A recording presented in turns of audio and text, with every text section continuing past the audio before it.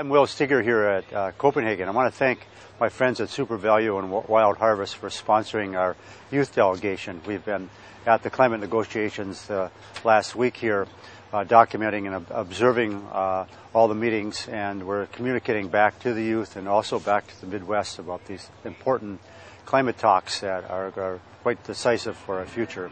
Copenhagen is an incredible city. It's really setting the example, I think, for us in the United States. A really impeccable mass transit system, but more than that, you see people are on bikes. And there's lanes for traffic, and there's also lanes for bicycling. Very, very low carbon society here, but a very high quality society. Everything that's done here is really done properly, and people are out and moving around, exercising. Is a very great example, I think, for us here.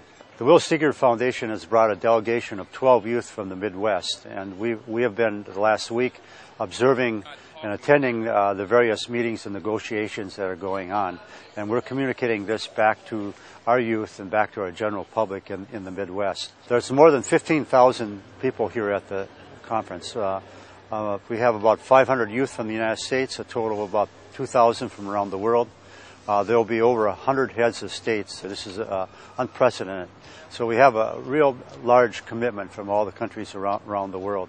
My main interest here is reducing our carbon levels. We're hoping that we can shoot at a target of reducing it to 350 parts per million. What's at stake here are vulnerable communities. We have many indigenous people from small island nations to the Inuit in the far north. These cultures are basically being totally changed here with climate change. And the great thing about it is we have the technology, we have the ability to drive down the carbon, to build a great economy, national security, but we need a binding treaty to reduce the carbon, to protect the environment, and especially for our delegation, we're working with the young people. They're just really, really incredible. I look at these young people, I look at their children down the line. This is really what's at stake here. But to me, it's uplifting because I've been working on the climate issues for over 20 years, and we have many nations, 100 heads of states are coming. At the Bella Center where the conference is being held, it's really, first view is chaotic, people all over, but it's actually quite organized. Many different conferences, there's the main negotiations going on, but in addition to that, many heads of states presenting. We have great U.S. participation here. We have a very strong U.S. delegation. I'm very, very proud of the United States here for the representation, but all the countries are out here in earnest. China, India.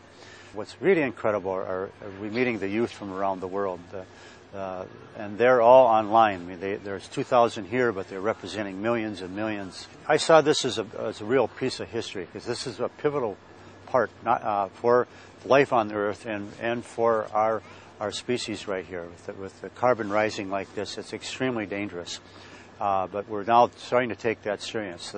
The science is really firmly behind this. I've been the eyewitness to this. I've seen it firsthand. I mean, seeing is believing. Well, I've seen this in the Arctic. I mean, it is really serious what's happening. But I draw my hopes from the youth and from the fact that we have the technology, and it's really the economic solutions of where the real answers are. The addition of us doing personal acts is not enough. We have to multiply this by working together on the political front. We really want to thank Wild Harvest for the organic food that we enjoyed on all of our expeditions, and here at Copenhagen, 3 meals a day here. We're having organic foods thanks to our friends there at Wild Harvest. So this is Will here, my best, and everybody back there in Minnesota, and signing off here at Copenhagen.